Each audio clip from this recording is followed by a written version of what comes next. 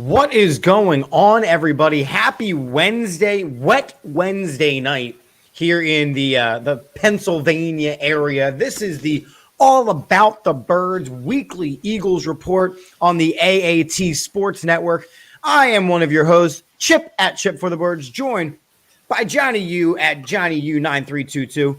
We were unable, I think, to get Jeff tonight. I think he is trying to swim to his podcasting equipment. I am pretty sure he is going to be bottomed out, unfortunately, tonight. So send happy, dry, towely thoughts toward Jeff so that he can rejoin us at some point. Johnny, we got a lot to talk about tonight, man. Oh, man, we have a lot to dig into. But, you know, it's nice because the 53-man roster, the initial roster is set. There's going to be changes. The practice squad set. Yeah. But also the NFL season is next Thursday. So yes. It's going to be absolutely awesome. Super eventful show because we're going to be going over our predictions, going over, you know, what we think is going to go on, not with just the Eagles, but the NFL in general. So it's kind of our prediction extravaganza. So I'm excited. I know you're excited. I'm excited too because not only are you get to hang out with us, but we are bringing in a whole bunch of the AAT Sports Network writers to give their predictions as well. So it's going to be kind of a steady stream of people coming in and out tonight. But before we get any further, let's pay some bills real quick because we are sponsored by a lot of great businesses. So I want to give a special shout out to, and all these links are in the bio, so make sure you check them out. Big shout outs to Statement Games, a fun, free twist on fantasy sports. Link in the bio. And we listen, fantasy sports are happening now. So y'all got to be on this. Oddsjam.com. You can use their arbitrage calculator to not lose money. Again, gambling season is upon us. Be on that. The AATBirds.com/shop. All kinds of new designs, all kinds of great new designs in the shop. Make sure you are getting your AAT Sports Network swag because it's beautiful. It's beautiful. 99jersey.com. Lots of amazing throwback and fun movie jerseys. Use the code AATBirds20 for a 20% discount. Manscaped.com. Use the code AATBirds for a 20% discount and free shipping at checkout, and your balls will thank you, especially if they're nice and dry in the storm. And we are now partnered with La Terrain Luxury Watches. Use the code AATBirds at checkout for 10% off. I get it all. I think that's all of it, right? It is. And you also have to remember there will be some special news at the end of the show that you have to make sure you stay tuned. Special news. We've got lots of comments rolling in already. We got Mike Barrera chiming in. You go Birds. Mike's coming on in a little bit, if I'm correct. Right, Johnny? He should be coming on. Yes. Love it. Love it. Julie's saying, what's up? Hope everyone's staying safe. Listen, that's the great thing about an internet podcast is that I get to do it from my living room. Exactly. That's exciting to me.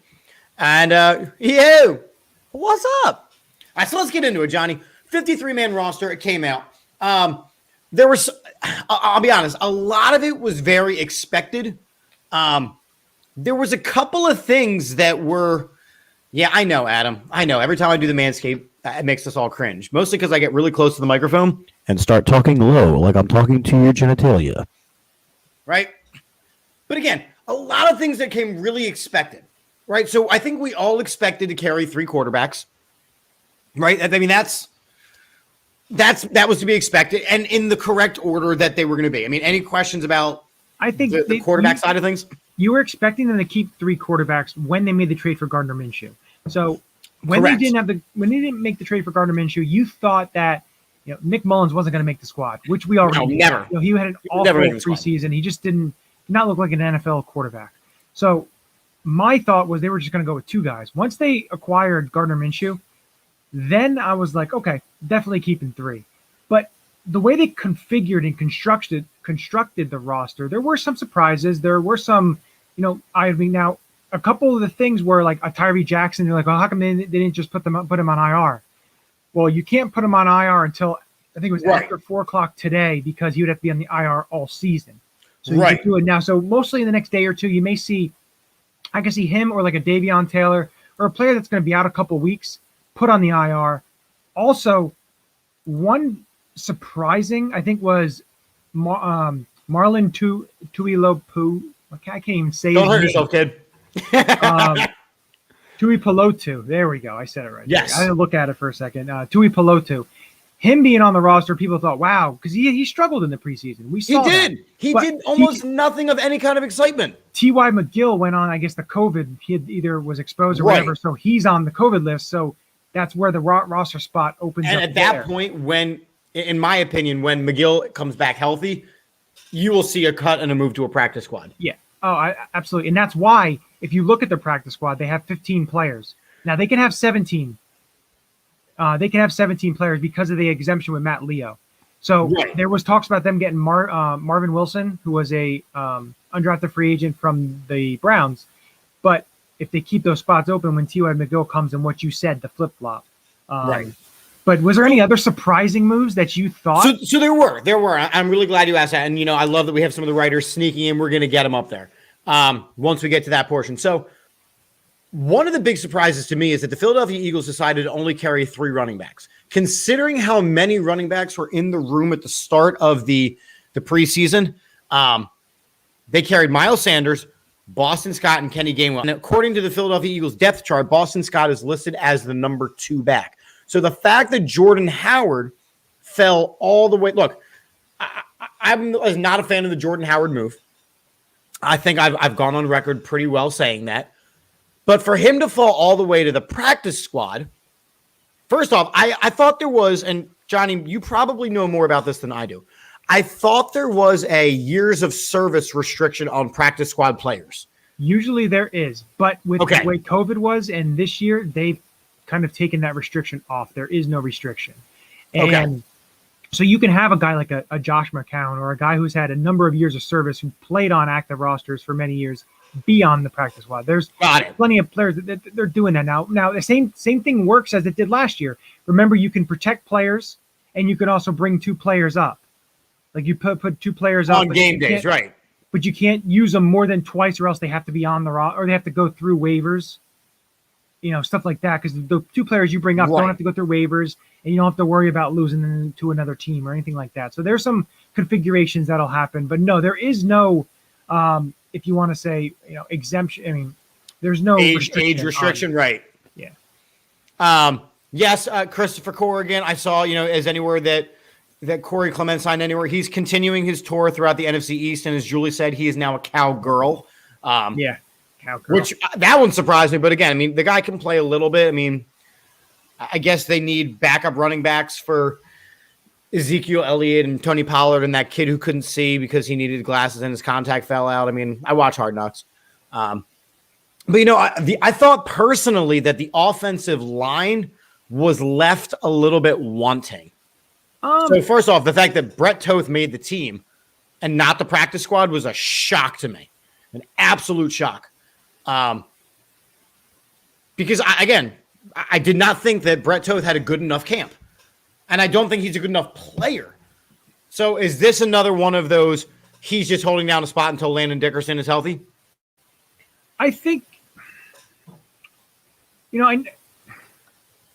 I guess you can. Or is it more of the trade because they needed the spot because they traded Matt Pryor?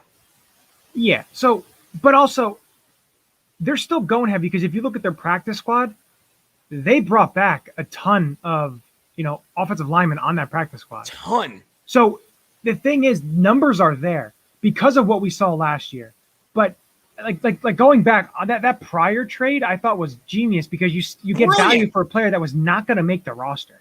Wasn't going to make the roster and has done nothing in his NFL career to even make an NFL roster, let alone this one. Yeah, you're absolutely right. And, the other thing is looking at the defensive line. I know you mentioned Ryan Kerrigan. Yep. But you knew he was not going to get cut.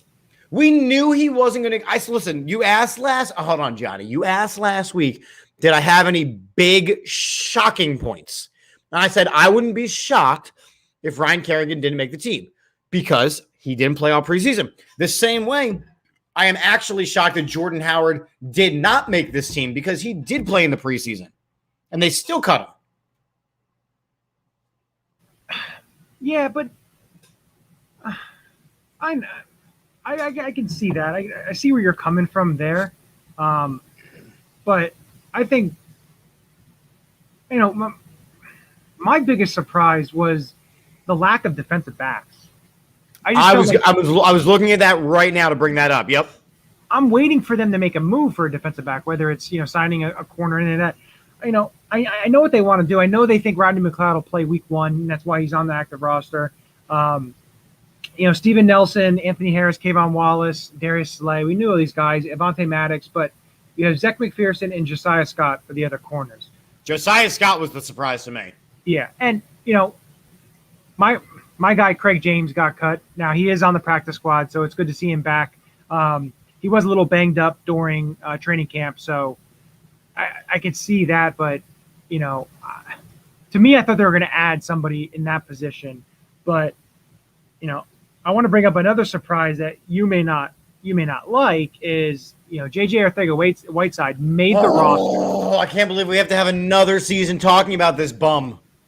But they still kept John Hightower and Travis Fulgham. They're on the practice squad. I thought that was big that they cleared waivers enough to get to the practice squad. Yeah. And I was surprised. I thought Fulgham would have got snatched up by somebody. There are plenty of teams that were getting rid of, wide receivers, and a team like Detroit was cutting everybody, and even Chicago was cutting some pretty decent, wide receivers. Yeah.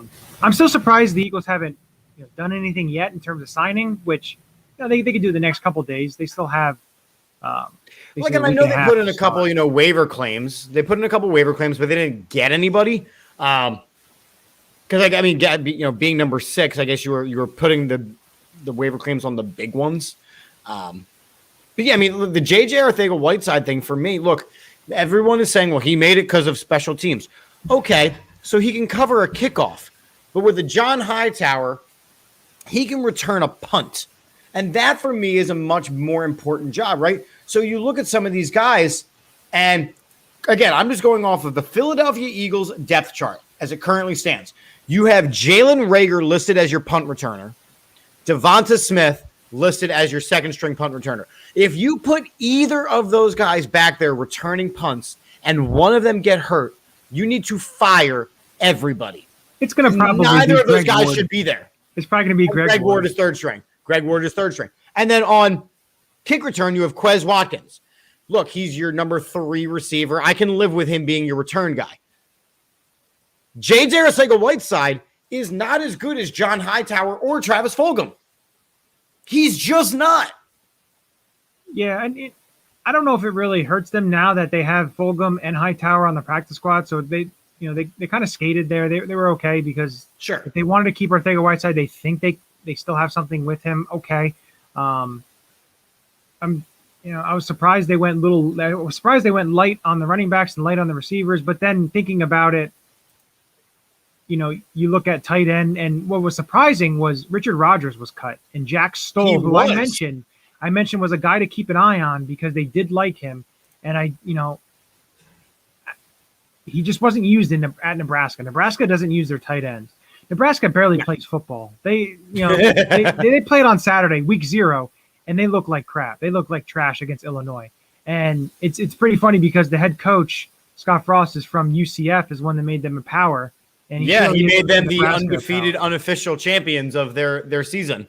Exactly. But Stoll's a guy that, we saw him in preseason make some flashes. Of course, it was against third string or second, third stringers, but still, he made some flashes. He's a willing blocker. He's a young guy that if they were to let him go, like last year, Noah Togiai, they let him go and he got claimed. Most likely, with the way the tight end situation around the league was and the injuries, most likely he probably would have been claimed. You wouldn't have been able to put him on the practice squad. So no, exactly. And what's the other reason why I like Jack Stoll? Because he played a little fullback in training. Play a little fullback. Let's go. Bring back the fullback. Bring back the fullback. Tyree Jackson most likely is going to be going to IR within the next day or so. Then they can make another roster move, and you'll see a couple things happening. But I want to get to the tight end position because there were 2 things that came out. We can discuss this, and then if you want, we can go into some prediction stuff. But so even before you say that, kind of nice transitioning, talking about the depth chart into the tight end category, specifically with what your point is. According to the Philadelphia Eagles website, So every other position has first string, second string, third string, and other, except for the tight end position. The tight end position has Dallas Goedert and Zach Ertz both listed as first string, nobody listed as second string, and Jack Stoll listed at third. We are going to run 2 tight end sets, and it's going to be 1A and 1B. My thing is they're going to use those two players are so capable in the offense to do, you could put Zach Ertz in the slot. You can put, Goddard in the slot. You can move them around. They're multidimensional pieces on that offense, right, and what they want to do. And the funny thing is we really don't know 100% what they want to do because they're not going to they didn't show us anything in preseason. They're not going to do that.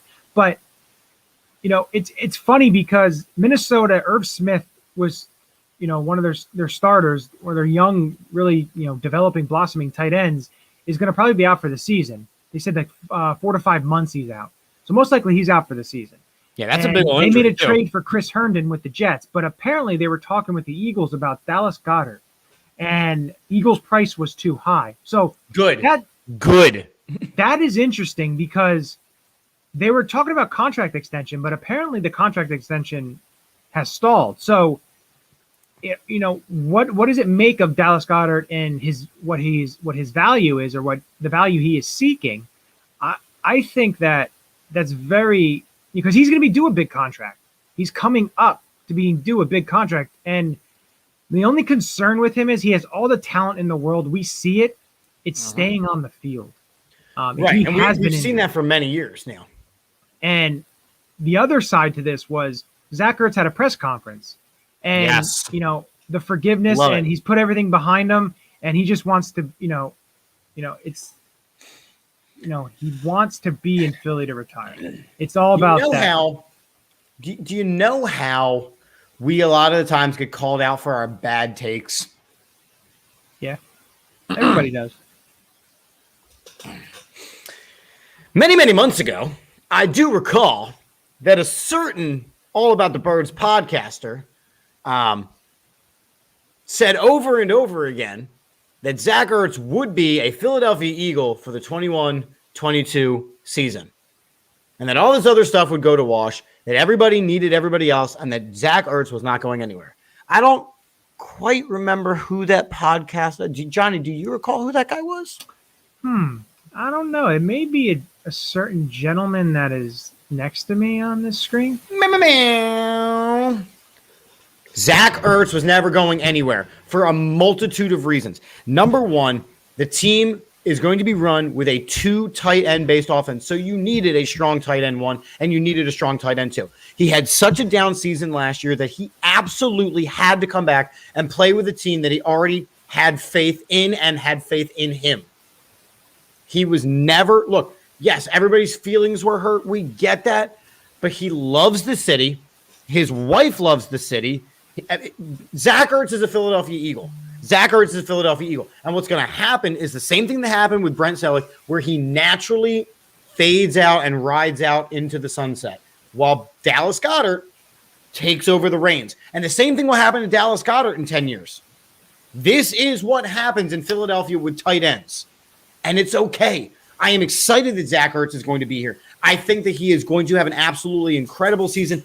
And then if the numbers so dictate and he does want to see and go elsewhere, I don't think he will, though. I think he realizes what he has here. And what I really like is what he said with Nick Sirianni is bringing him into doing things that he has been doing wrong his entire career. That was huge for me. Yeah, and what is the best security blanket for a young quarterback is the tight end. And 2 tight ends is 2 times better. Jalen Hurts was named the starter officially by Nick Sirianni, so we have that. Plus, Jordan Mailata was finally named the starter at left tackle, which we all knew was going to happen because you could see it. I understand Andre Dillard looked okay and looked pretty good, but Jordan Mailata was just totally above what Dillard was doing. So you got those two things. A little bit of breaking news. Another member of the Eagles practice squad comes from the Cardinals, a wide receiver by the name of Keyshawn Johnson. Not the Keyshawn Johnson that we're all thinking of. No. Guy. Not that guy. Not the Keyshawn Johnson you're thinking of, but he's a very talented receiver. He did play last year for the Cardinals, so it is another, it's a pretty stacked room there with those other two guys that are, on the squad as well. But I'm not surprised when you look at what the head coach's area of expertise is. Oh yeah, no doubt. It tracks. He likes to teach. He likes to teach wide receivers. Of course, the practice squad is filled with wide receivers. Yes, but they're going for a guy here in Keyshawn Johnson that there's value in him that a team like Arizona, who's loaded at receiver, couldn't keep him. But for him to come to Philly, the thing is, Arizona can't keep him, but most of the time, with the way the practice squads are now, they're 16 players, they're going to get a big chunk of the players back to go to the practice squad because they were in the system. For him to leave and come to Philly, I think kind of says a little bit about what they're doing here with Aaron Moorhead and Nick Sirianni and Shane Steichen. You have these type of guys that are able to mold these receivers and, get the development, which we've always asked about, getting these players. Develop me a player. Develop me a player. That is the one. Look, again, this is nothing new that we're saying here. We've said that, Doug Peterson, thank you for bringing us to Super Bowl, but you did nothing in player development for multiple seasons. You can clearly see that culture is changing with Nick Sirianni. You're seeing it. Yeah, absolutely. You're seeing this. And also, in Ertz's press conference, he said this is the most fun that I've had. He mentioned that about how fun it is to come to work. And what does that say about the last regime with Doug Peterson and everybody on that staff?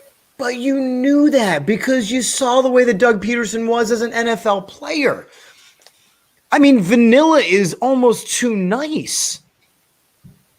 If transparent and see-through was like an ice cream flavor, ice cream, right?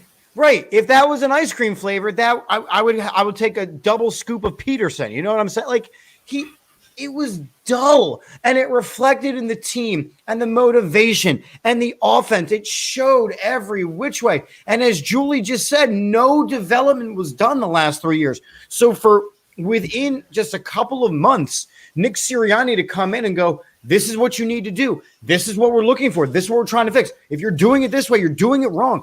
And there's no loyalty. There's no going, oh, well, Jordan Howard, is this great guy, and we added him here. But no, we're going to move his ass to the practice squad. He's not what we need in this situation. Well, Travis Fulgham had 2 great games. Okay, but now we're going to move him. Why did J.J. Arcega-Whiteside make the team? I don't have an answer for that. I'm actually asking a question. Why did J.J. Arcega-Whiteside make this team? I don't know. But again, there's not a loyalty thing. There had to have been a reason. So a little bit with what you said there with Keyshawn Johnson. Fresno State. That guy. The other Keyshawn. The other one. 6'1", 201, 24 years old. He's played 18 games in 2 seasons, 36 catches, 360 yards, 1 touchdown. He's not great. Eye-opening. But he's a practice squad guy. Exactly. But the thing is, it's not like he's never been on the field. He's played in 18 games. Not like he's never been in a wide receiver room with top talent and guys like Christian Kirk and Larry Fitzgerald and DeAndre Hopkins. So, yeah, you may get something out of him, you may not. But I think it's an interesting value in what they already have in the receiver room to bring in a guy like this. So, like I said, it's another young guy of what Sirianni has said, competition.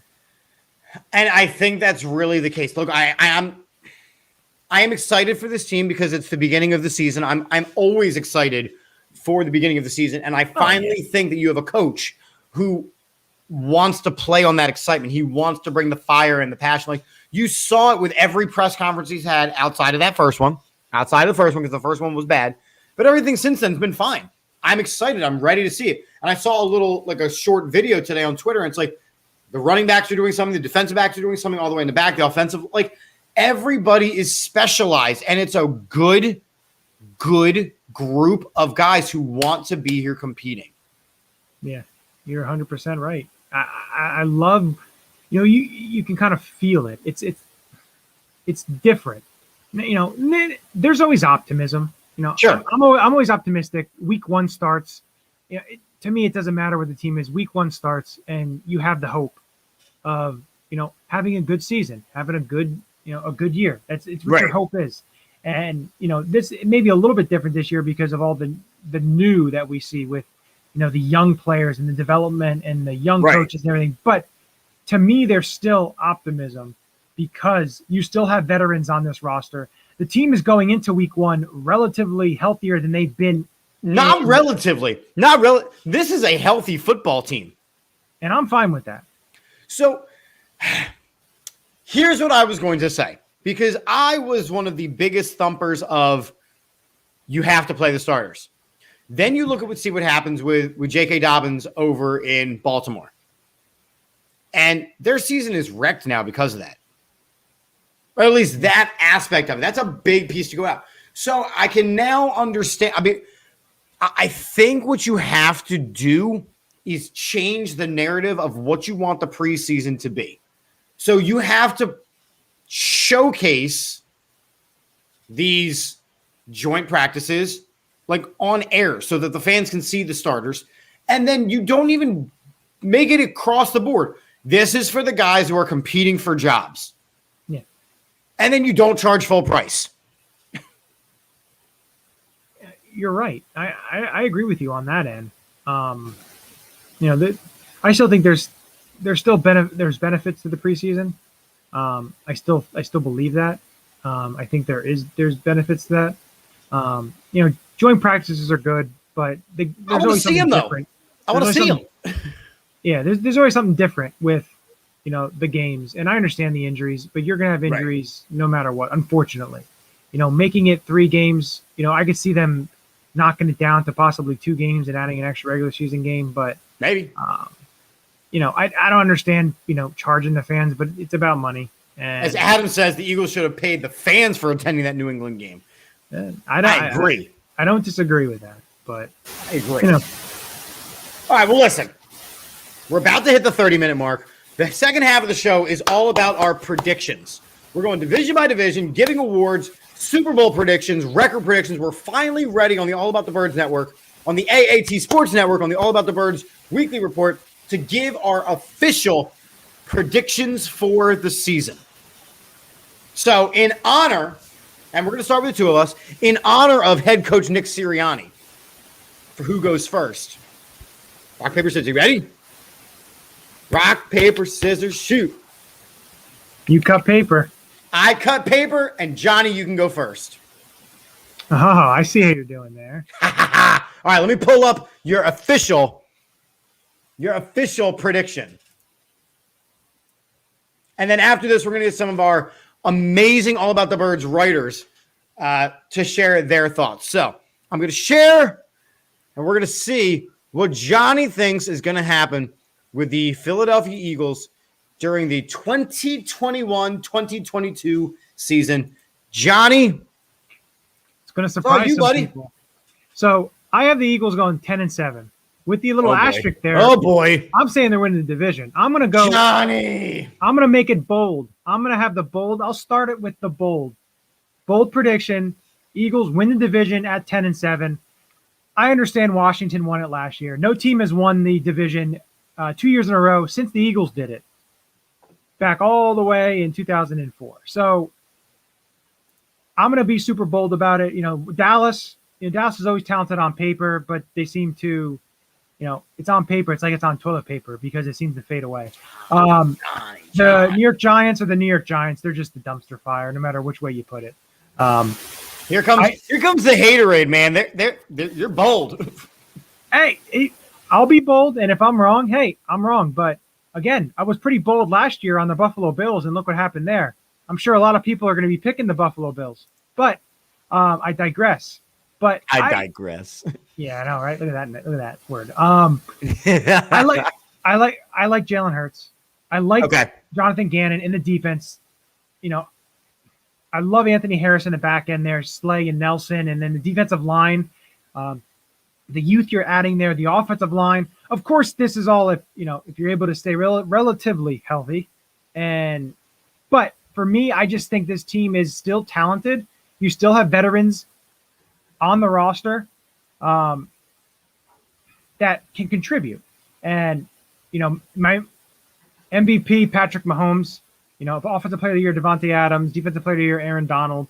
Those are kind of just, it is what it is. They're kind of easy, toss-ups. Now, Sure. I got Kyle Pitts, which I know Adam, one of our writers, Adam Mack, he'll love that. He's a Pitts guy. So Kyle Pitts, offensive rookie of the year, defensive rookie of the year, Joe Tryon for Tampa. And the reason I did that is because they have Jason Pierre-Paul and Shaquille Barrett. And he's a very, very talented pass rusher out of Washington that they drafted this year. And I feel he's going to be able to get some reps and a lot of one-on-one reps to be able to, wreak havoc on opposing offensive line. So I feel like he could. I know a lot of people put Micah Parsons, but I'm going with Joe Tryon on that one. Comeback player of the year, Dak Prescott.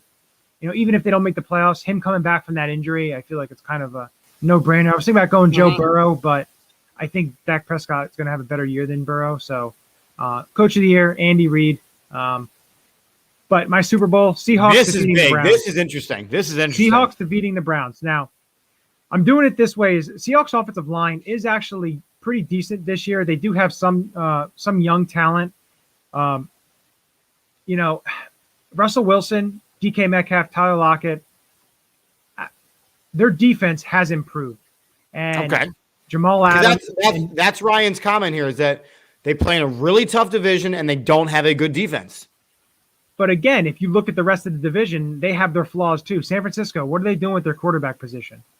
I don't know. A team like the Rams, yeah, they have all the talent in the world, but again, they're not that deep at all if you look at their roster. And Arizona's a toss-up. Even ask our buddy Jeremy Bridges. He'll say the same thing. So, I didn't want to be a homer and do what everyone else usually does and puts Chiefs or the Bucks versus the, I didn't want to do that. I wanted to try to go a little bit, if you want to say off the rails, because it's kind of a little crazy. I mean, I get to push back a little bit now. This is pretty damn off the rails, John. I mean, I know that you wanted to think outside the box. I just don't know what the box was full of that you huffed whilst making these predictions. I do not see the Seahawks winning their division because remember, you mentioned the Rams. The Rams got better at quarterback. So they had all their weapons, and then they got better at quarterback. The Rams are winning their division. So you're expecting the Seahawks to win through the wild card. The Browns, look, they're a good team. I think that they're hot and cold. I don't know if they're ready to take to that next upper echelon step. A lot of these other ones, I think a lot of your other picks are pretty solid. I don't see either of those two teams making the Super Bowl. Maybe I'm wrong, but I mean, that would require some serious overthrowing there. Yeah. Although Peanut agrees. Peanut agrees because of your Bills from last season. Yeah, put money on it. And when you lose, I'm not helping you and giving you anything. But if you win, my hand will be out. So Jeff is tweeting from his basement. Apparently his canoe does get whiffy. He's snorkeling. So he mentions that the Rams did lose Akers. So will the running back by committee be good enough? I don't necessarily know if it'll be good enough, but having Matthew Stafford throwing the ball instead of Jared Goff makes that automatically better. The other thing is they did lose one of their, very, very, very good safeties, John Johnson III, who wound up on the Cleveland Browns. So, okay. If you look at the Cleveland Browns defense and you look at what Cleveland did, Cleveland was so close to beating Kansas City last year in the playoffs. And I feel they got better. And you look at their division. Do the Steelers really scare you?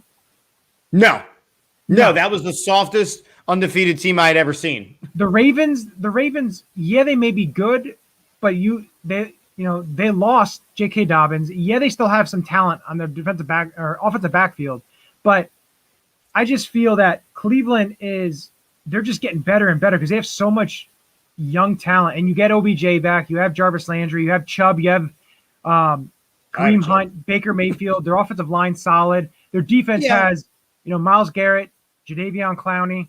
You have John Johnson, Denzel Ward. You have so much talent. The Browns are loaded. Like, I'll give you that. I don't think that your Browns pick is too far off. I think your Seahawks pick is much further off. Simply because a team like the Rams, is already better by their quarterback. Yes, they had the Deshaun Jackson pickup. They already have Jalen Ramsey. I really do think that out of your two, that your Seahawks is the more incorrect portion of it. And Adam would really appreciate it if you stopped inflating all of his Cleveland friends' egos. Well, do you think I'm saying the Seahawks because I'm trying to inflate my, Mariner friends because they're probably Seahawks fans?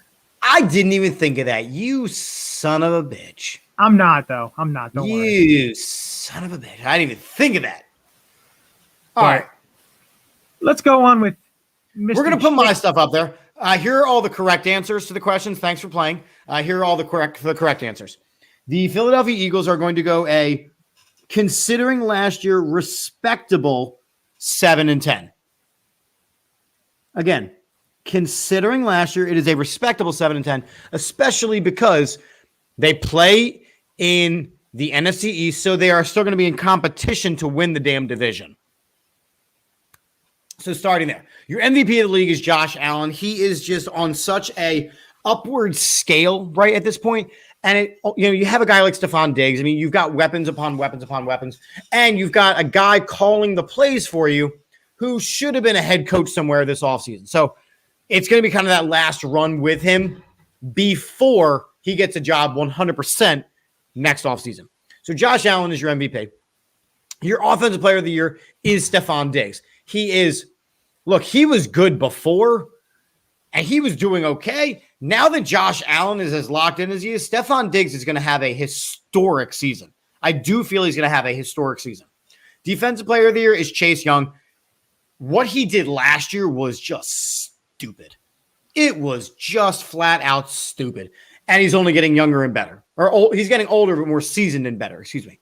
I do have Jamar Chase as your rookie of the year. Look, I think that, everyone's going to try to anoint Trevor Lawrence. I don't think Trevor Lawrence plays the whole season. I think he gets hurt behind their line. Kyle Pitts is going to have a good season, maybe a great season, but it all depends on how healthy Matt Ryan is. I think Jamar Chase has your rookie of the year vote because he already has that built-in chemistry with Joe Burrows. It's the same reason why Devonta Smith almost got my vote there. But I think that the Burrow is a better throwing quarterback. That's why I'm giving it to Jamar Chase. It's the safety net. And there's going to be a lot of quick throws to get the ball the hell out of his hand because he has no offensive line because they drafted Jamar Chase instead of a tackle. Your defensive rookie of the year is Micah Parsons. He is just a monster, an absolute monster. Your comeback player of the year, like you mentioned, Dak Prescott, it's an easy toss-up. I think Joe Burrows is an easy toss-up as well, so it's a flip-flop between the two. It's whoever stays healthier longer. Your coach of the year will be Bruce Arians from the Super Bowl winning Tampa Bay Bucks, who are returning an absurd amount of players. I think the Bills beat the Chiefs in the AFC Championship. It doesn't matter who the Bucks play. The Bucks are returning so many starters that the Bucks will run away, not just with the NFC, but with the NFL. I am hard-pressed to find more than 2 games that the Tampa Bay Buccaneers lose this season. I just think, I know they're bringing back all these starters, but again, they have a lot of older players on the roster. Sure. And, with older players, the injury bug can hit you. And sure, to repeat is so tough. I have them losing 4 games. Really? Yeah, I know it's hard to see them losing, and I just don't see them going 15-2. They struggled last year, in the middle of the season. But I hear your point. But they struggled last year because Tom Brady was learning a new offense. By the time he was clicking, that team was unstoppable. So now he is already in his second year. He is clicking from Jump Street. Although Ryan, I do agree.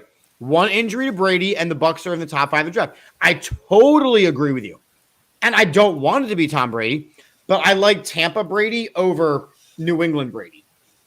But, the other stuff, I can agree with you. You got good points on a lot of these. But, yeah, maybe the only one I'm kind of on is Jamar Chase.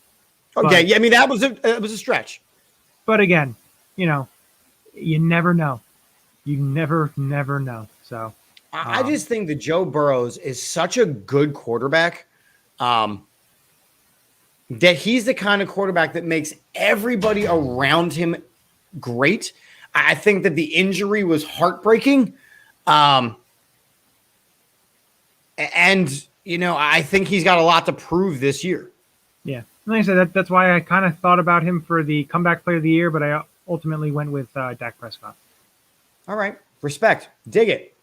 Well, it is time to bring in some of our All About the Birds writers / some of the hosts of our program. So we're going to start by bringing in the co-host of Across the Pitch, our Philadelphia Union soccer show, Mr. Mike Barrera. Mike, what's up? Yo, guys, what's going on? How you been? What's going on, man? It was fun watching your reactions to some of our selections. Yeah, I would have to lean towards Johnny on the selections. Unfortunately, I have good arguments against yours, Chip, but I would think I'm going Johnny Ulek on this one. All right, well, give me one. Give me one argument against my amazing, excellent picks. Can you pull your list up again so I can? Sure, I would love to. I didn't memorize it. Sorry, my bad. I mean, it was excellent. I don't know why you wouldn't, but give me a second. Also, you have to dig the shirt that he's wearing. You nice like that? Randall Cunningham. Randall Cunningham. There you go. I do respect bring out the Randall. old Cunningham, John. All right, which one of my right answers do you think is wrong? Josh Allen, I agree with you 100%. The record, I went 9-8, but I think 7-10 plausible. I know, it's a sneak peek. Stephon Diggs, I'm okay with that. I'm not going to tell you what I picked yet. Now here's the ones I had problems with. Okay, so Jamar, great. Jamar Chase. Yeah, I know. I got two of them.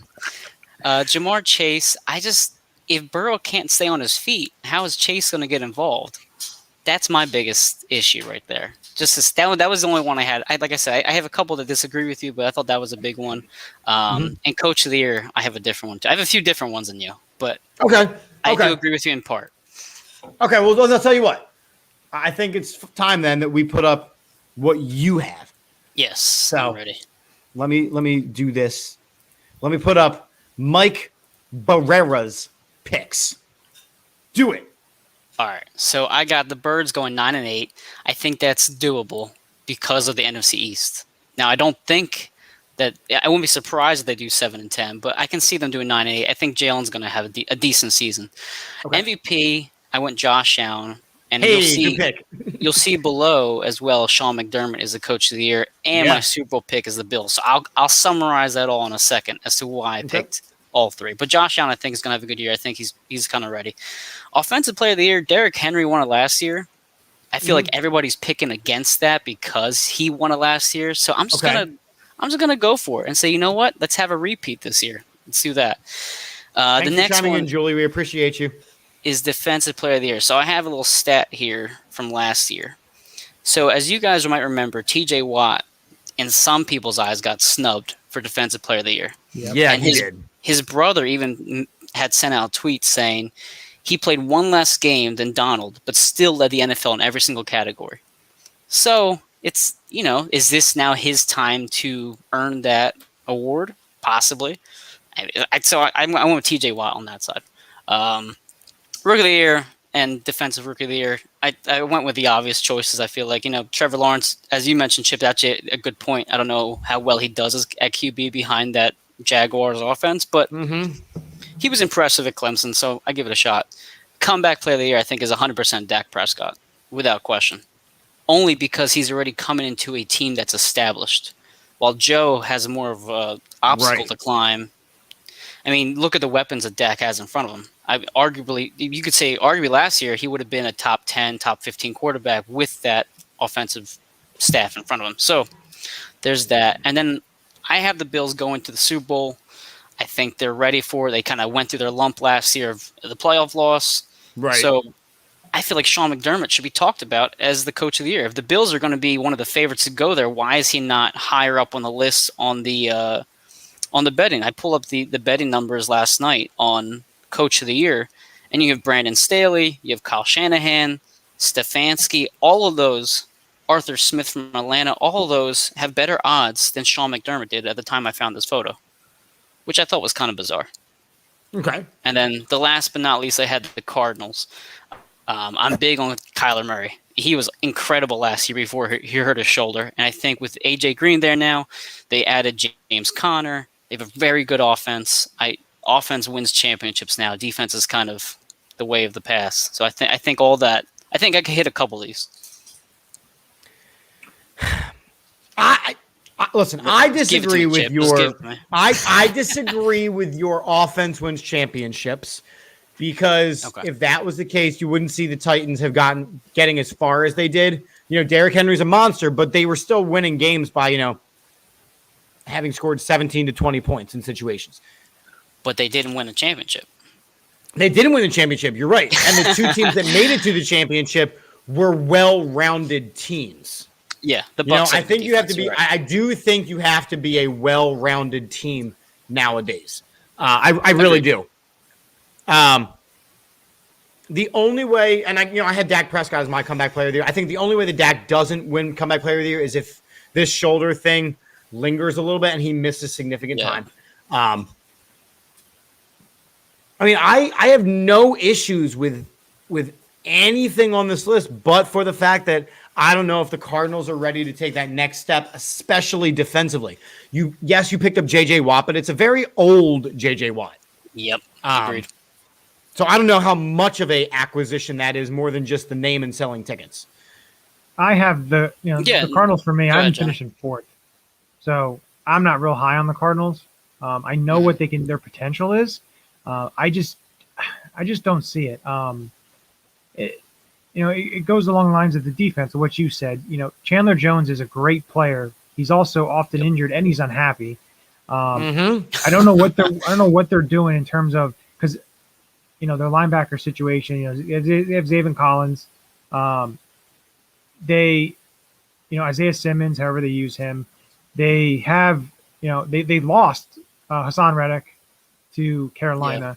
Yeah. Their secondary is not great. Lost Patrick Peterson. So I think there's a lot of things that they need to overcome. I know Kyler Murray is, an offensive he's a wizard out on the field. What he can do. He's awesome. And wizard Kyler. Yeah. But my only thing is it's the injury, because, his size. And I understand it's not all about size.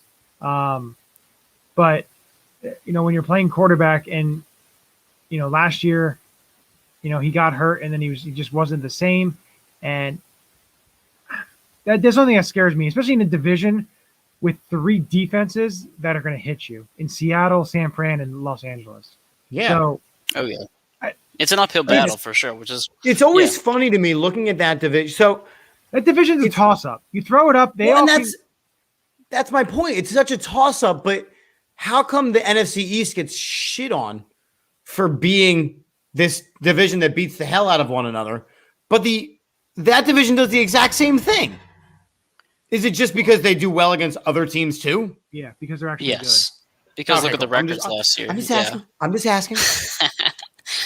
No, I think you guys make fair points. I agree. The division's up in the air, but I figured I'd take it. I think when I placed a bet on the Cardinals earlier this offseason, it was like plus 4,000 or something like crazy. So I got some financial investment into it, but I have Kyler Murray, one of my some financial investment in the Bills too.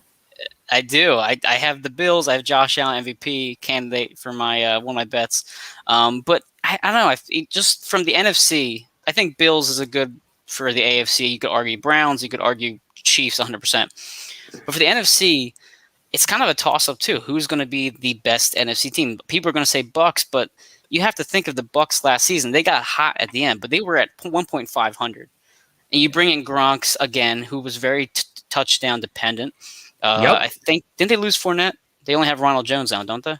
I didn't check their roster out. So they're running. Did resign. I think they resigned everybody. I think they got Fournette back.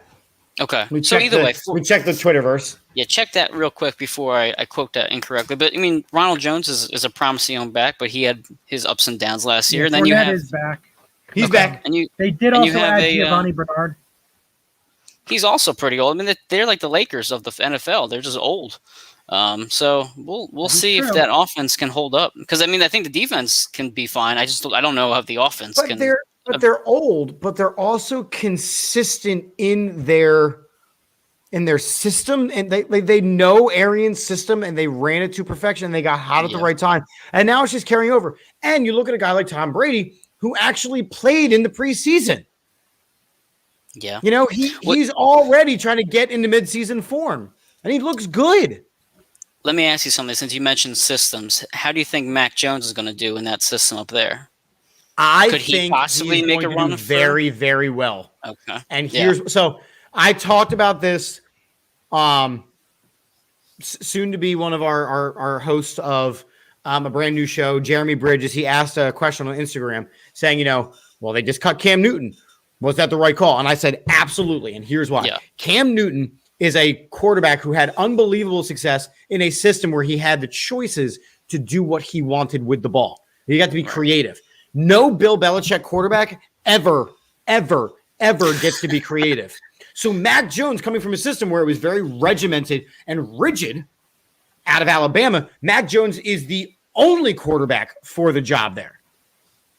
I think he's going to do well. I think he's going to do. I think so. Well. That's an interesting division too. I mean, outside of the Jets being just terrible, you have a Dolphins team that has some promise. They have a decent offense. It depends on how good Tua does. I know Gaskin's a promising young running back. So there's a lot of ifs with Miami, but that is not you could foresee two AFC teams or AFC East teams coming into the playoffs if Miami does well. If the Patriots can find some magic, but I still think Bills that division easily. Yeah. I don't think you're wrong. Johnny, do you have any glaring issues with his stuff before we bring on intern Paul? No, just I talked about the Cardinals. I brought that up. But yeah. I did have TJ Watt, and then I changed it to Aaron Donald. Just because Aaron Donald seems to just get it no matter what he does. Which is a shame. He does get it. He does just get it whatever he does. Yeah. Yeah. But, true. No, it was all right. All right. Mike, we're gonna leave you on here. Okay. We're gonna bring on intern Paul, and then we're gonna all trash all over his stuff as one does to an intern. I can't trash on Paul too much. He's gonna be a guest on one of my future shows, Barrera's Bucket. There's a plug right there. Bring on. Hey, Paul. What was that was a swish. That was a swish right there. That was a swish, kids. What's Barrera's Buckets, you say? Oh, it's funny you ask. College basketball is only about 68 days away. When you want to talk college hoops, you come watch Barrera's Bucket once a week, pre-recorded show. Johnny Leckett made the designs pretty tight. Hey, definitely. That was fantastic. Love it. I said don't trash him too hard, but trash him a little bit. Welcoming to the show now, intern Paul. Intern Paul, what's up? What's going on, everyone? How you doing? Living the dream. I got to know, who was the guy in the Georgia shirt running around behind you for a lot of the time back there? That's my friend Jack. He's over here for the night because we're getting up early to go to North Carolina for Georgia Clemson this weekend. Hey, nice. Did you pack your canoe? I'm gonna get it tonight. You better get it because you're gonna have to row through Pennsylvania to get there. All right, so intern Paul, you have some selections. First off, you've seen Johnny's picks, you've seen my picks, you've seen Mike's picks. Any thoughts on any of the picks you have seen? I like a mix of everyone's picks. There's like some picks that I slightly disagree with, but there's personal opinions.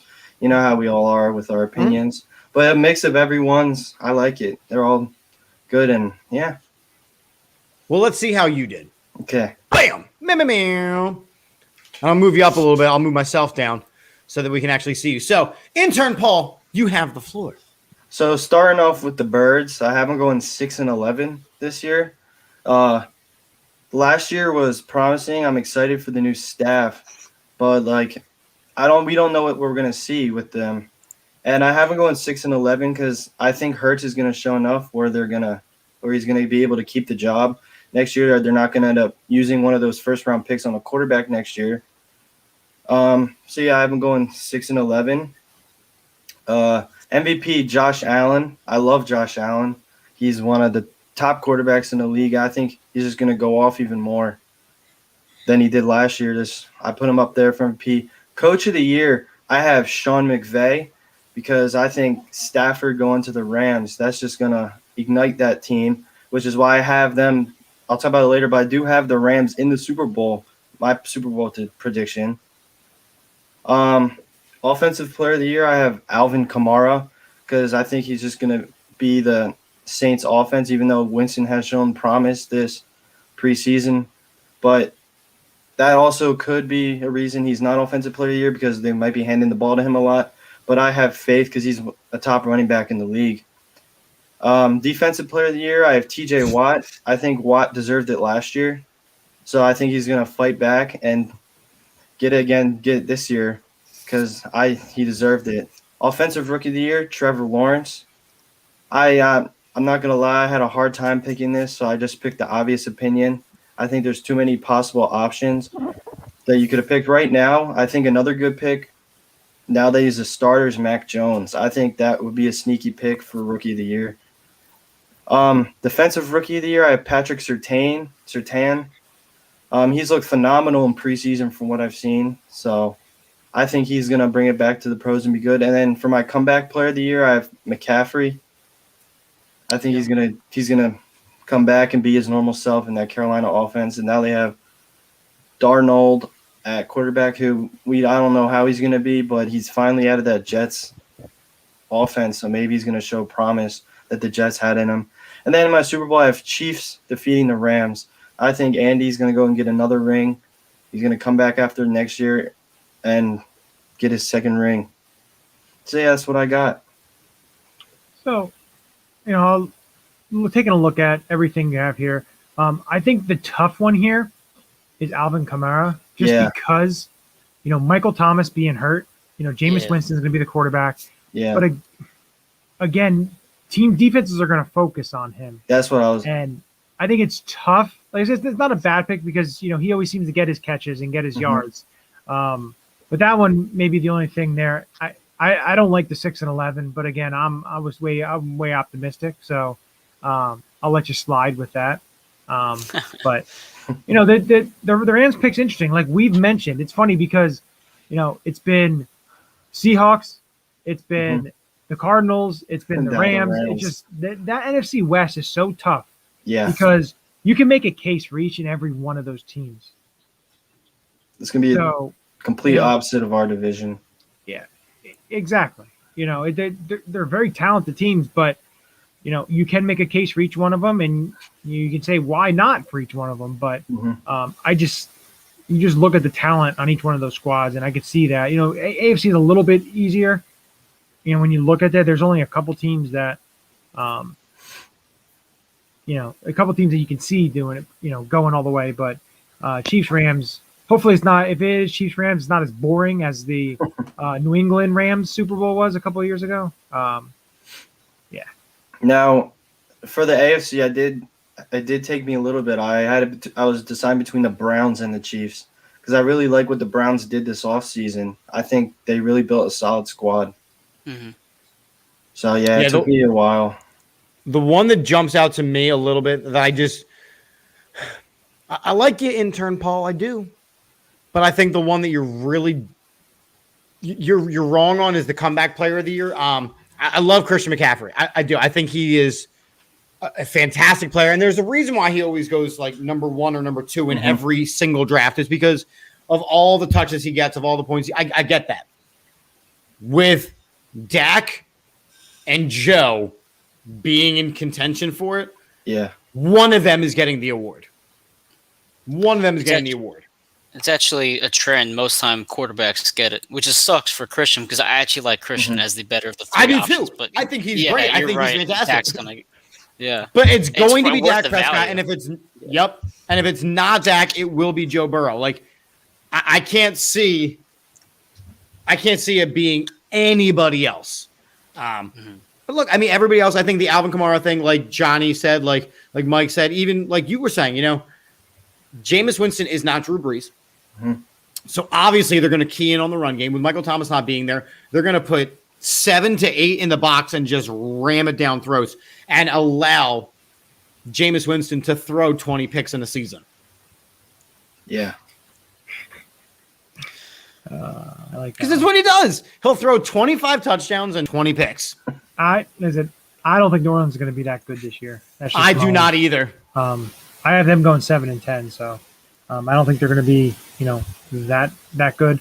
Do we want to release? Since Jeff is not on, we can read his.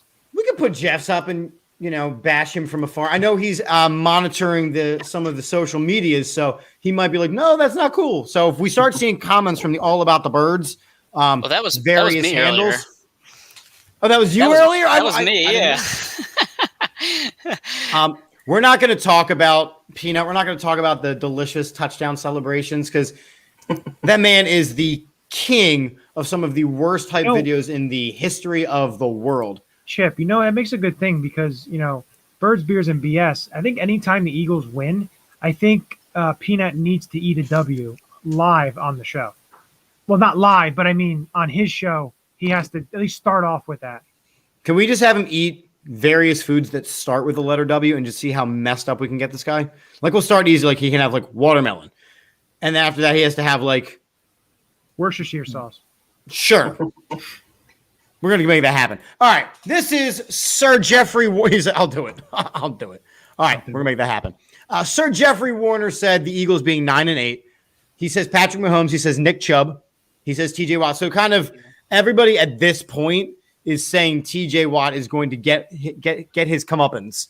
I don't think that they're wrong. I'm just hoping that he didn't mouth off too much and have his entire family hate the NFL enough where they're like, well, now we're not giving it to him, out of straight spite. Najee Harris for Offensive Rookie of the Year, Defensive Rookie of the Year, Micah Parsons, comeback, Dak, yep. Coach of the Year, Stefanski, and the Chiefs over the Bucks in the Super Bowl. Intern Paul, you get first crack at the Warner. I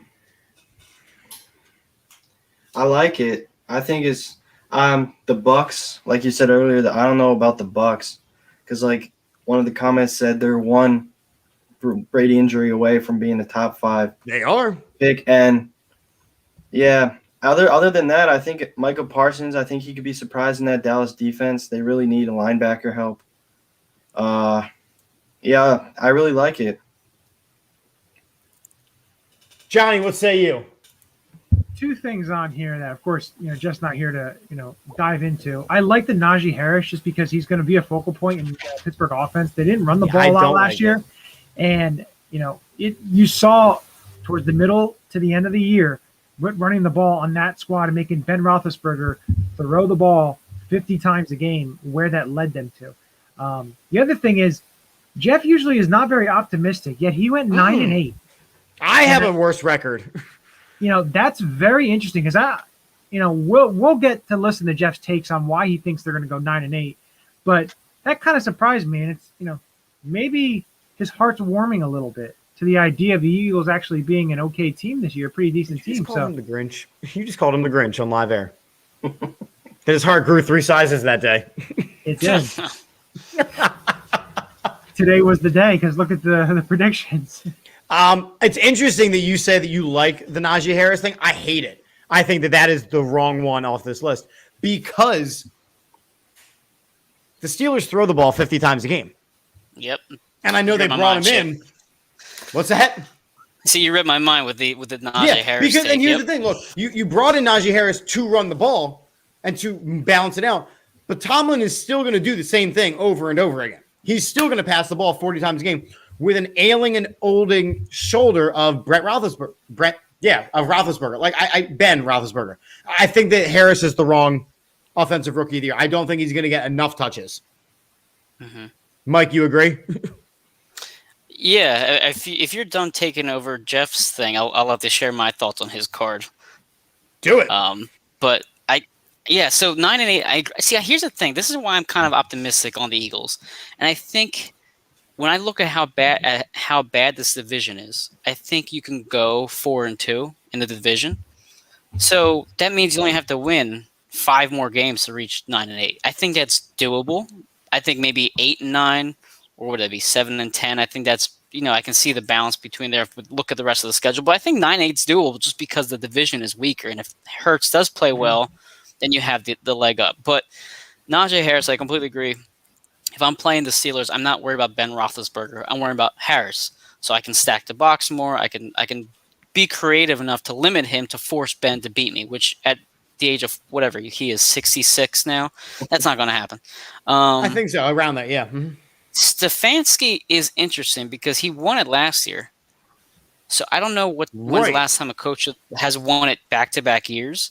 Now, the only thing with the Browns, and I don't know, maybe if I'm overthinking it, I mean, you have OBJ coming back off, I think it was an ACL, an injury. Do they have the offensive power with the wideouts to be a contending team? I mean, the running back, yeah, obviously Chubb is a great player, but I just don't know if Baker Mayfield plus an ailing OBJ and a Landry and, is that enough to kind of compete against Mahomes, Lamar Jackson, et cetera, the Bills, whatever. I don't know your thoughts on that, guys. Yeah. No, I tend to agree with you. Again, look, I think that the Browns are very, very close. Now they just need the game time experience, and this team is only going to go as far as Baker Mayfield takes them and as far as their injuries allow them to go. This was a very injured team offensively last season. Yeah, no, you're right. So I think that's big. If you want to go back on the Kamara thing real quick, Chip, because I kind of want to get your take on it because you mentioned it. Mm-hmm. Because Winston is such a slinging type of quarterback. Yep. Do you argue that maybe Kamara will have more space because the defense will constantly have to stretch the field to cover anyone in that regard? Or is he going to be now less of an impact because he's not going to check down as much as Drew Brees? It's kind of like I'm not sure what to balance. I don't know. I think you're going to see a lot of zone defense. I think you're going to see a lot of zone defense, and it's really the question of, is Jameis Winston a good enough quarterback to pick apart a defense to where you have to drop more guys back? It's going to depend on if Jameis Winston can allow the open spacing for Kamara to get the ball, 5 yards from the line on the quick checkdowns, on the stretch plays, because the safeties have to drop back and the linebackers have to drop back and the corners have to drop back. So it's really, in reality, only 4 players rushing the field. Right. It makes sense. Kamara's going to go as far as Winston allows him to go. And as Taysom Hill and all that bull that happens with him. So, speaking of this, I'm just gonna give the predictions of the other guys, what the record was. I'm not gonna go through all the players and stuff because I had 3 other guys reach out. Jason Voorhees had the Eagles at 7-10. Dave, who is the co-host with Mike on the Union Show, he went 8-9, and then Michael Bauer went 8-9 as well. He does the Dynasty Decisions. Now I want to get talking about some surprise team. Who's your surprise team? Get a team that maybe is under the radar that may surprise somebody. Last year I picked the Buffalo Bills. I went a little haywire and picked them all the way to the Super Bowl, but I had them as an up-and-coming team. So what kind of a team do you see as a team that not many people are talking about? And it could have been one of the teams that you had in the Super Bowl or whatever. But we'll start with you, Mike. Which one do you say? You are high on a team that you think is going to surprise people. Yeah, that's a good question. I'm looking at the. I'm looking at it too. I'm thinking right now. It's tough because I can pick one team from each division, and I can make an argument that they will be maybe more surprising than we'd expect. For example, if Carson Wentz plays decent, could Indianapolis be one? I feel like Tennessee's not talked about at all. But now, granted, I don't know how good they'll be, but I think nobody talks about Tennessee. If you want to look at a team that might surprise people, but nobody's talking about Minnesota. I mean, they have a good wide receiving core. They have Delvin Cook, one of the best running backs in the league. And then, maybe, there's a lot of bad teams, too. There's a lot of bad teams. There's that upper echelon, and then there's the bad teams. Yeah. What team I'm kind of curious about is the Chargers, to see how Herbert does in his second year. Now, I don't think that he's going to win a division, but I mean, outside of the Chiefs, you have the Denver Broncos and the Raiders really don't scare me at all. No. Maybe the Chargers will be the second best team in that division. Maybe they can somehow squeak into the wild card if they just do enough to get to that point. So maybe the Chargers will be my sleeper pick. Peanut says Washington when they go out and get Cam Newton. Yeah. The Rivera revisitation. Intern Paul, who's your surprising team? Like Mike said, my surprising team was going to be the Chargers. I'm very curious to see how they're going to look with their new head coach. And there might be a little bias since I am an Oregon football fan, so I love me some Justin Herbert. But, yeah, I'm very excited to see how they'll be. I think another sleeper team you could argue, which you would be surprised that their sleeper team is the Patriots. Mm-hmm. They really reshaped their entire roster. Bill Belichick, he had enough with that offense last year. They brought in Mac Jones. They brought in Jonnu Smith. They brought in Hunter Henry. They brought in Aguilar. I know he drops a lot of passes, but they brought in a lot to reshape the entire offense of that team. And their defense is always up there. So I think the Patriots could also be a good shout for a sleeper team. Yeah. For me, I think that, it's weird to say that a division winner could be a sleeper team from the previous season. But I do agree with Peanut that Washington could be a sleeper team because they're now in the second year of that system. And let's call it like it is. Fitzpatrick is definitely an upgraded quarterback for the time being. So I think that could be a sleeper team. I think Carolina could be a sleeper team depending on Darnold. When Darnold was at USC, he was a professional stud quarterback. And then he went to the Jets where dreams and hopes go to die. I think a team that very few people are talking about, and I know it's interesting, is the Green Bay Packers. There is a lot of drama surrounding that team, but you still have Aaron Rodgers. You have a guy who was going out to prove something. And they're bringing back his friends, and they're bringing back his safety nets, and they're going to basically do whatever Aaron Rodgers wants so that he will play the 22-23 season for them. I think that Green Bay could be a team to watch. So the team that I have that, a team to keep an eye on that I feel is, kind of under the radar. Not many people are thinking about it. The Denver Broncos. And, I know Teddy Bridgewater, you look at the quarterback position, but you take a look at that defense, healthy Von Miller. You have Shelby Harrison, and you have Bradley Chubb, Draymond Jones, Kyle Fuller, Patrick Surtain, Ronald Darby, Kareem Jackson. The defense is loaded. The defense is absolutely loaded. They're going to be a top 10 defense in the NFL. You look at their offensive line. Their offensive line is stacked. They have guys like Bowles and Risner and Cushenberry and Glasgow. They have a very talented offensive line. They have a group of receivers that may be, at the end of this season, maybe top 5 in the NFL as a whole receiving core. Cortland Sutton and Jerry Jeudy and KJ Hamler and Tim Patrick. They have, and plus Noah Fant. So they're a team that to keep an eye on, because if Teddy Bridgewater can, which he doesn't turn the ball over very much at all, and he can be a game manager and be able to, if you don't turn the ball over, you have a chance to win. And their defense is going to be good enough that if they don't turn the ball over, they're going to have a chance to win every game that they're playing. Because defenses win championships? Because defense helps win championships. Got me there, Chip. So wait, I have a question, guys, because you're talking about just divisions and how tough some of them are. I feel like the AFC North is consistently putting out 2 teams every year to the playoffs, or at least they're very close to it. No one seems to be talking about Lamar Jackson and the Ravens. Do you think do you think people have figured it out by now with them, or do you think they're just not talented enough anymore to compete? I think they'll be good. They're going to be a good team, but I just don't think they're going to blow people away. Like I said, I think they're going to make the playoffs, but I think it's going to be an early exit again. I don't think, and I know, all the accolades and everything, I don't think Lamar Jackson is that good as a quarterback. He doesn't, so he's the exact opposite of Jameis Winston, where because of his talent level, you allow everybody to be in the box. You know what I mean? He's not going to open you up downfield. He's just not going to do it. Which puts your running back. That's another team where you're hoping you can hit the 20-point plateau and then have your defense cruise. But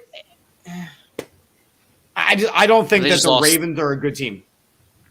And they just lost J.K. Dobbins too, which is a And that's promising big. back for them. It's big. Yeah, it is big. Also, It's huge.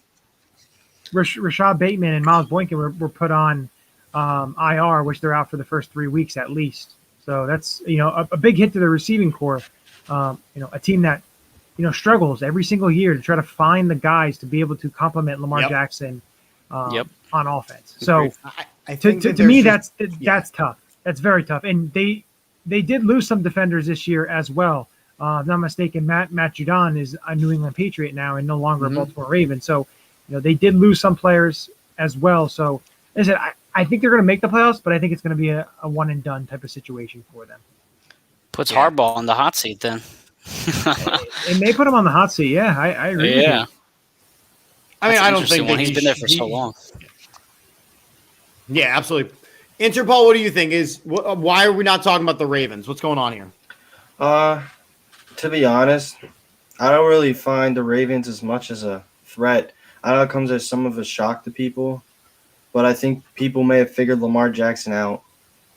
I had Marquise Brown and Mark Andrews in fantasy last year, and towards the end of the year, they just didn't produce because Lamar couldn't get the ball to them. I think people are finding out Lamar's more of a running back. I know there's a joke, but he's more of a running back. He is a running back. He is a running back. He is Taysom Hill. That's my issue with them. Lamar Jackson and Taysom Hill are of the same ilk. I think Lamar Jackson has a much better arm than Taysom Hill. If he refines that, he's still a talented player. He's still a player that if he's available in fantasy, I'm going to take him. I'm going to snatch him up because he has all the tools. Yeah. But, teams out there like the Tennessee Titans and, all these teams that, they may have figured him out a little bit to try and limit what he can do on offense. Right. But, it's looking at his game. And the biggest issue is, does he have a wide receiver that's going to really threaten anybody? No. Yeah, Marquise Brown is fast. That's all good and well. They have a talented tight end, but losing J.K. Dobbins is tough because he's a running back that has a certain skill set. He's got a different skill set than the other guys on the roster, and Gus Edwards and Tyshawn Williams. He's not that kind of a power type of back. He's a do-it-all type of back. And now they don't have that. And now it puts more pressure on Lamar Jackson to be that, all-around type of quarterback because, you have a running back that is no longer on the roster for this year because he's on IR. And it really puts a lot of pressure. There's going to be a lot of pressure on him because now he's losing, two receivers, his number 2 and number 3 receivers. And his number 67 receiver, Dez Bryant's not on the team this year.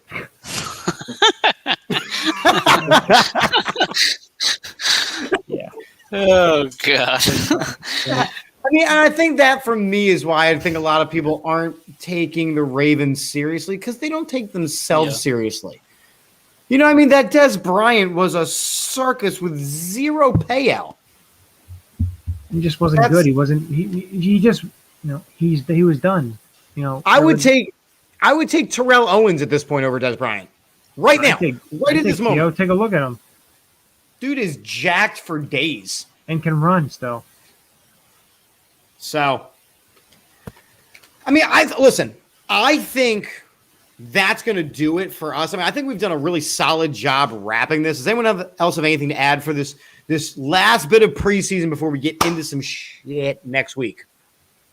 I think we need to just, exactly wrap this up and get going on a couple things. All right. So we got a lot. First off, I want to thank Mike and intern Paul for joining us tonight, for putting their predictions together. We appreciate all you guys do. Mike, you guys are doing your union show tomorrow. Anything we need to know about? Tomorrow night, 8 p.m. across the pitch with me and Dave Miller. I'm actually one of my drafts is actually on at the same exact time, so I'm gonna be drafting while talking some union soccer, doing best of both worlds. Distracted.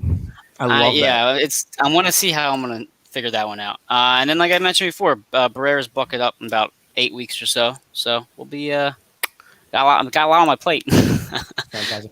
Yeah, I have a double draft on Friday night. I'm doing 2 different drafts simultaneously at 8 p.m. on Friday. I went from not doing fantasy football for like the last 15 years to I'm in 3 leagues this year. Oh boy! And I am cutting it at 3 leagues. And I think everyone has a different rule set. So I'm like, I'm just going to put players in and hope I win. We'll see what happens. So anyway, gentlemen, I want to thank you for joining us this fine evening. We are going to do one hell of a rap job right now. You might as well start calling me Saran because I'm about to Saran rap this bitch. All right, so here's what's going on. Tomorrow night across the pitch, 8 p.m. with Mike and Dave. Make sure you're checking that out. Birds, Beers, and BS on Friday night. That's a YouTube exclusive. Check that shit out. Then we roll all the way up into next week. Monday night, Chips and Dish Monday nights. We do that every Monday night. I'm probably going to talk about some Eagles. I'm going to talk about whatever the Phillies do over the course of the weekend. I'm going to talk about Ben Simmons and his giant bitch fit that he just threw and Embiid and all that good stuff. So we got some stuff to talk about next week. Tuesday night is the debut of Burning Bridges with Jeremy Bridges, the AAT Sports Network After Hours show, where he's just going to get online and talk a whole bunch of trash on whoever he feels like talking trash about. So make sure you check that out. Johnny, what you got? You did a little finger point. Yeah, a little finger point. Don't forget Mondays. Well, it'll release on Tuesday mornings. The Dynasty Decisions. Yes. Michael Bauer is gonna talk a little bit about the Eagle players and some fantasy values. Talking, giving you about the Eagles players and seeing do they have how much fantasy value do some of these players have? And so definitely tune into that. His first episode is up, his debut episode.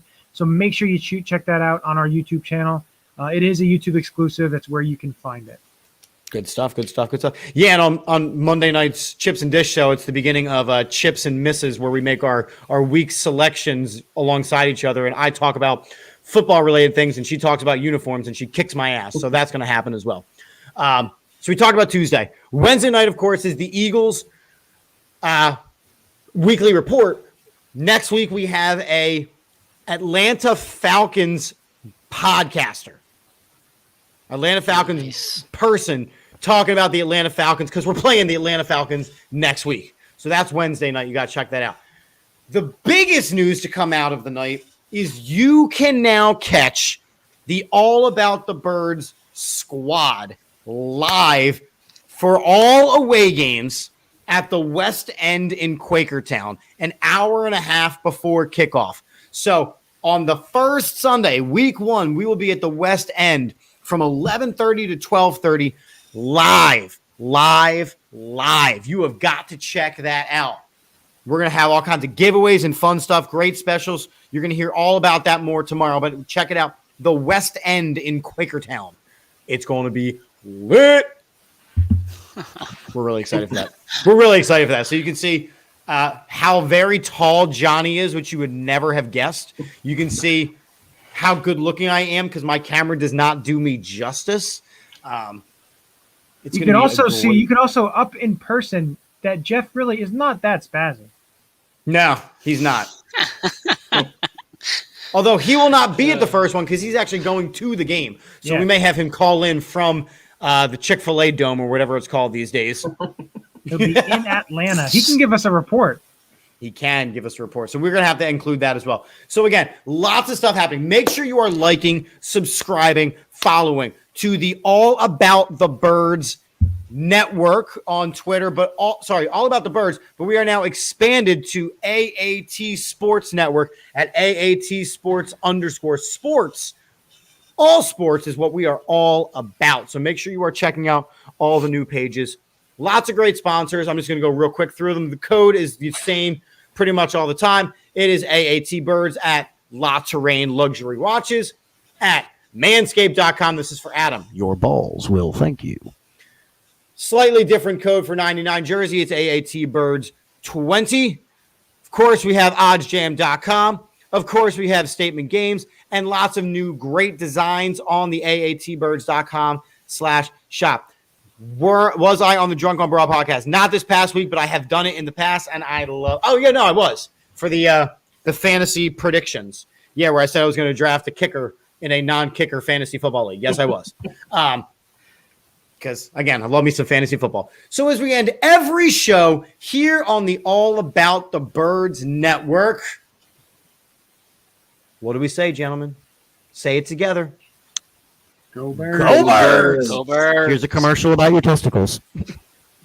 Attention, listeners across the galaxy, all the way from Australia to Houston. Do we have a pube problem? If so, our friends at Manscaped have cleared you for takeoff with their 4th generation and brand new Lawnmower 4.0. Kick your pubes to the next planet with the Performance Package 4.0. The orbits in your pants will feel like you're in zero gravity when you use the best tools for the job from the leaders in male grooming. Join the 2 million men worldwide who trust Manscaped and get your rocket ready for takeoff by going to manscaped.com for 20% off and free shipping with the code AATBirds. Ready for an out-of-world experience, fellas? Look no further than the Performance Package 4.0 from Manscaped that has just taken off in not only the USA, but Canada, the UK, across Europe, Australia, South Africa, and Singapore.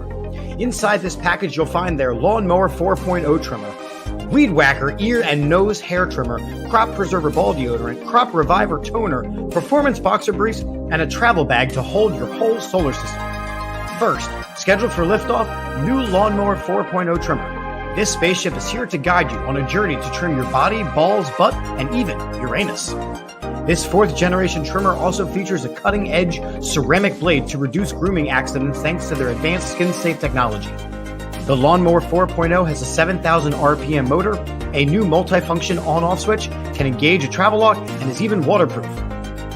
The Lawnmower 4.0 also has a 4000K LED spotlight you can turn on and off when needed for a more precise shave throughout your travels across the universe. The Performance Package 4.0 also includes the Weed Whacker.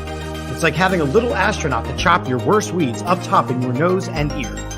The Weed Whacker is also waterproof and uses a 9,000 RPM motor-powered 360-degree rotary dual-blade system. This nose and ear hair trimmer provides proprietary skin-safe technology, which helps prevent nicks, snags, and tugs in those delicate holes. Don't forget to use Crop Preserver ball deodorant and their Crop Reviver to help your little planets be on their A-game while feeling the sun's heat. Manscaped even threw in 2 free gifts to their Performance Package 4.0, the Manscaped Boxers and the Shed Travel Bag. Abort hairy balls and Buzz Lightyear that Woody with Manscaped. Get 20% off and free shipping with the code AATBirds at manscaped.com. That's 20% off and free shipping with the code AATBirds at manscaped.com. For a clean trinity and beyond, your Spaceballs will thank you.